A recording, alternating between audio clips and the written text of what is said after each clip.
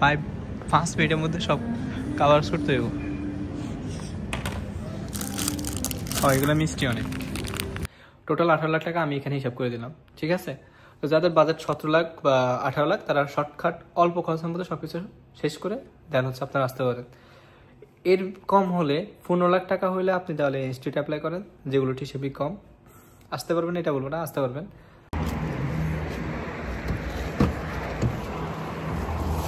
ঠান্ডা তো সে পড়তেছে বাইরে, দেখছো না?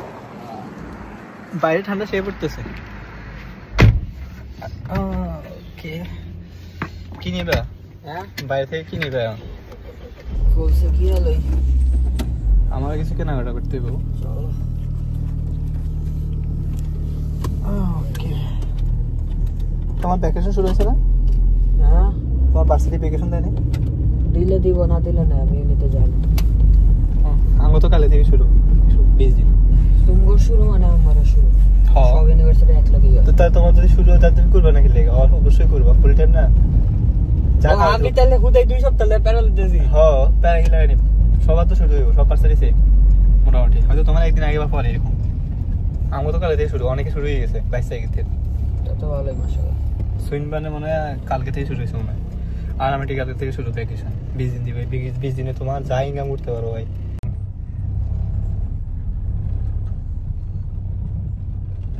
এগুলোর দাম কইছিল $6000 না? 4000 এরকম। না, এর দাম আছে ভলক্সওয়াগন ব্র্যান্ডের গাড়ির দাম আছে। ওগুলোর দাম কত? ব্র্যান্ডের উপরে ডিপেন্ড করে। একই রকম গাড়ি তুমি একটা 4000 এ পাবে, একটা 6000 এ পাবে। ও আচ্ছা, এটা তুমি কত 5 5.5 এর নিচে তো বুঝো 5 5.5 6 তুমি ভালো গাড়ি পেয়ে যাচ্ছ। 6 দিকে এরকম গাড়ি পাওয়া যাবে আনুমানিক? আরো ভালো হবে 7 যদি বাজার 7 হয়, বাজার 7 হলে তোমার আর গাড়ি নিয়ে টেনশন করা লাগবে না। $100 দিয়ে একটা এই যে গাড়ির এক্সপার্ট ভাড়া করে নেবে। হ্যাঁ, তারপর ওগরে লয়ে যাবে গাড়ি শোরুমে, হ্যাঁ ইউজ গাড়ি এসব বেচে। হ্যাঁ, যাওয়ার পরে জাস্ট ওগরে কইবা যে কোনটা ভালো, ওদের দাম অনুযায়ী তোমার আর কাম নাই, তোমার খালি গাড়ি পছন্দ করে দেওয়া। ওরা আগে কয়েকটা চুজ করে দিব যে এই গাড়িই ভালো, এটির মধ্যে তুমি চুজ করবা যে তোমার কোনটা ভালো লাগে। ও মানে এক্সপার্টের নিলে তো হে গাড়ি বুঝবো। আগে কয়েকটা লিস্ট করে দিব আর কি, এই গাড়িটি ভালো, নিতে পারো। ও ওইটার উপরে নিয়ে তারপর তুমি দেখবা কি যে কোনটা নিতে চাও। $100 গেল আমি মনে করি ঠিক আছে। মোটামুটি গাড়িতে ভালো কিনা যাবে। দেখি কি নেওয়া যায়। এগুলো ঠিক আছে, ঠিক আছে না? এগুলো ঠিক আছে গাড়ি। এডি কত? এডি কত? এডি 8-9 টাকা করে নরমাল। এগুলোর মধ্যে সবচেয়ে খারাপ গাড়ি ভাই 8-9। কও কি? ওই আমগুলোকে যে ইয়া থাকে পাকিস্তানি যেগুলো থাকে, এটা তো মানে ক্রুজার। ও এটা ঠিক। আচ্ছা ইয়া টয়োটা ক্যামরির দাম কেমন?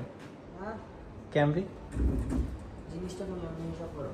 আমরা সাইকেলে উবার করতাম। হ্যাঁ, আমরা সাইকেলের দাম কত? হ্যাঁ 2400। বুঝছি। ও আগের বাসায় থাকতাম, 2টা পাকিস্তানি ভাই চালাতো, একজন টয়োটা ক্যামরি, ওর উইকলি ভাড়া হয়েছে 400। তার মানে ওরকম ইনকাম ছিল ওদের। ওগোর উইক শুরু হয় $400 নাই, বুঝো? $400 ওগোর উইকে। কও কি ভাই, সেই কর। গাড়ি ভাড়া কি রে, কোন জীবন লেগে কি এত সব বন্ধ করে চলবো?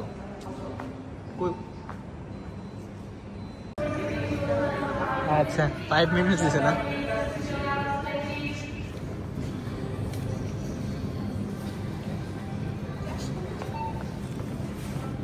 Okay. You have given me only 5 minutes, right? Yes. Okay, it's tough. Thank you. Yeah, thank you. কোনটা জানি মিষ্টি দেখলাম ওই দিন, কমলা। 5 মিনিটের মধ্যে সব কাভার করতে হইব। এগুলো মিষ্টি অনেক। কমলাগুলো মিষ্টি কত? $4.5। ঠিক আছে, এগুলো এখানে লয়ে যাবে। 5 মিনিটের মধ্যে কি কিনে নেওয়া যাবো? এ ভাই যে ও সত্য দিল 5 মিনিটের মধ্যে সব করতে হইব। Yeah, sure.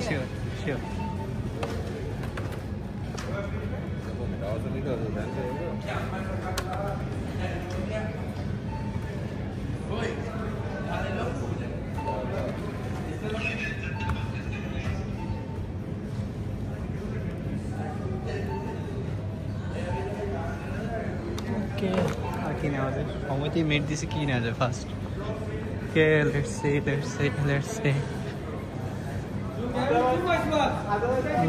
সময় খুব ফার্স্ট দিছে গ্রেপস এগুলো আছে আর নাই গ্রেপস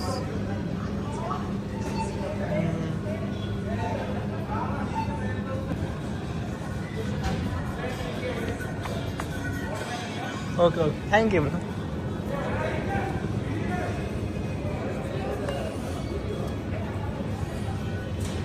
Okay.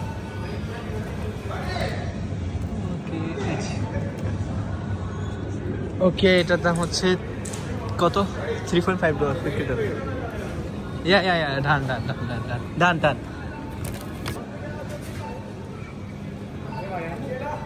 alright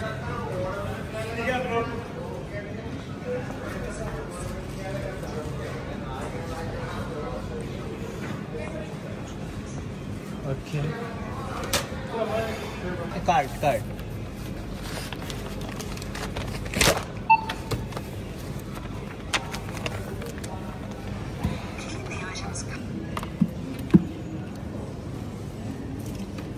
গাইস অনেক লেট হয়ে গেছে এরা হচ্ছে যে আপনার 10টার সাথে সব বন্ধ করে ফেলে তো কিছু কোলস আছে আপনার একটু লেট করে বন্ধ করে বাট এর একটু আগে বন্ধ করে ফেলছে বাট সমস্যা না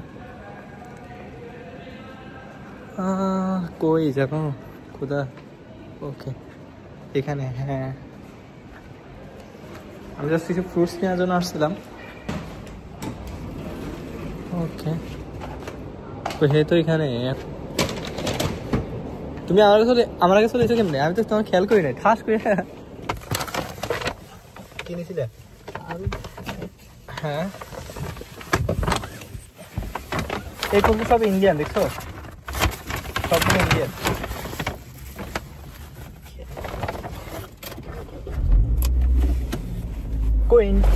কোলসে তো পেমেন্ট সেম বেশি করে দেখলাম বেশি তো দেখি নাই এটা নাকি 27 টাকা পাই একজনের 25 টাকা হয় এই শনিবার শুক্রবার শনিবার একটু বেশি বাট কোলসে তো তোমার ফুল টাইম মানে 24 ঘন্টা দেয় না কেন এরা 20 ঘন্টা দেয় দেয় সর্বোচ্চ 20 ঘন্টা দেয় 15 ঘন্টা 24 ঘন্টা খুব কম মানুষ পায় আর কি সবাই তো 24 ঘন্টা পায় না এই দেখছি খুব তাড়াতাড়ি বন্ধ গেল খুলছে 10টা থেকে বন্ধ গেল হ্যাঁ ওই ইয়ারটা 11টা দিকে বন্ধ করি গ্লেড ফেজ এটা অর্থনট আর কিছু বাকি আছে না তোমার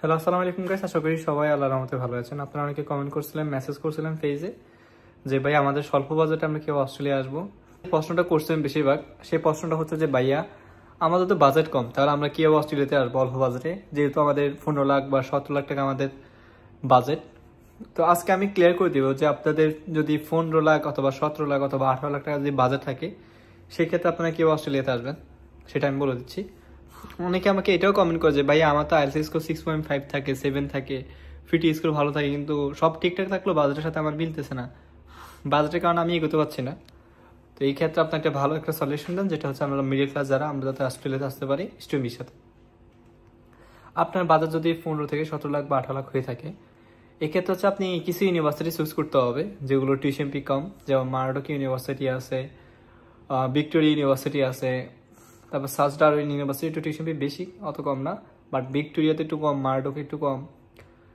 এরপর যদি আমি ধরি গ্রিফতে আছে গ্রিফতে কিন্তু টিউশন ফি কম ট্যাপে অ্যাপ্লাই করতে পারেন ট্যাপে কিন্তু টিউশন ফি কম এরপর ইনস্টিটিউটের মধ্যে যেগুলো আছে সেগুলো হচ্ছে যে আপনার বিআইটি এমআইটি তারপর হচ্ছে যে সিডনি জর্জ কলেজ তারপর হচ্ছে ভিক্টোরিয়া কলেজ এগুলোতে আপনারা অ্যাপ্লাই করতে পারেন এগুলো টিউশন ফি কম এখন যে জিনিসটা বলতে চাচ্ছি সেটা হচ্ছে যে আপনার টার্গেট এরকম হতে হবে যে যেসব ইউনিভার্সিটি টিউশন ফি কম ওগুলোতে অ্যাপ্লাই করা এখন আবার ফেডারেশন ইউনিভার্সিটি আছে এগুলোতে অ্যাপ্লাই করতে পারেন এগুলো টিউশন ফি কম এখন মজার বিষয় যেটা সেটা হচ্ছে যে আপনার যদি বাজেট থাকে 17 থেকে 18 লাখ টাকা তাইলে আপনাকে হিসাব করে করে খরচ করতে হবে আপনার যদি টিউশন ফি ধরি আমি একটু, আপনি যদি ফেডারেশনে অ্যাপ্লাই করেন, আপনার ফেডারেশনে যদি অ্যাপ্লাই করেন অথবা আপনি যদি ভিক্টোরিয়াতে অ্যাপ্লাই করেন, ঠিক আছে, এই ক্ষেত্রে আপনার টিউশন বইতে পারে হয়তো সর্বোচ্চ 14,000 বা 14,500, 14,500 বেশি হবে না।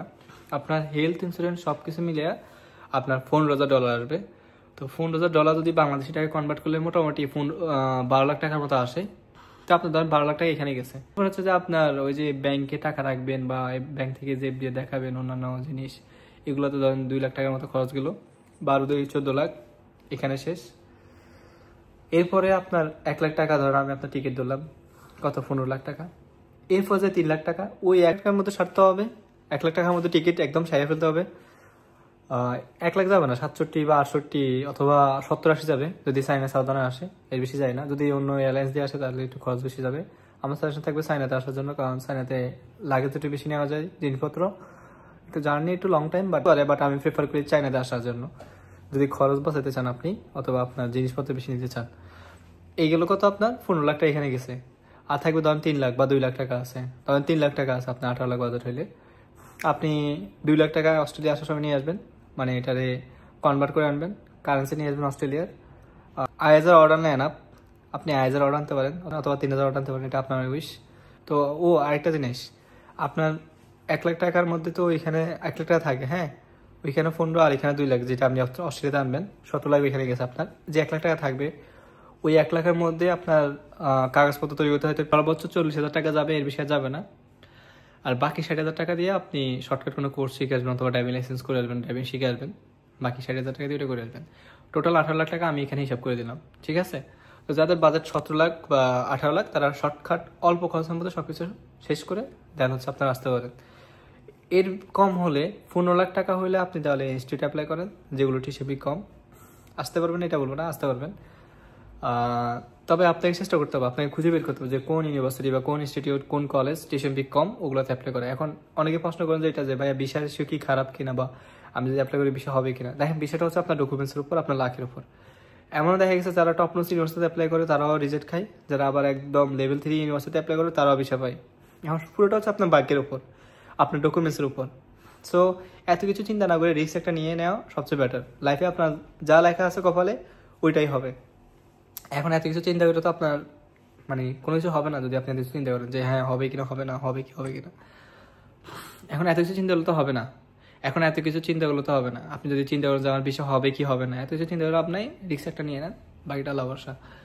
আর অনেকে বলতেছেন যে ভাই আমাদের বাজেটটা 10 লাখ বা 8 লাখ, তারা আপনারা ডেনমার্ক অন্যান্য যাদের বাজেট হচ্ছে, অনেকে বলেন যে ভাই আমার বাজেটটা 10 লাখ 12 লাখ, তাহলে আমরা কি করবো? আপনারা ইউরোপে অনেক ভালো ভালো কান্ট্রি আছে, আয়ারল্যান্ড আছে, সুইডেন আছে, ওগুলোতে অ্যাপ্লাই করতে পারেন। ওগুলো নিয়ে আমি ভিডিও আনবো পরবর্তীতে, তো ওগুলোতে ট্রাই করতে পারেন।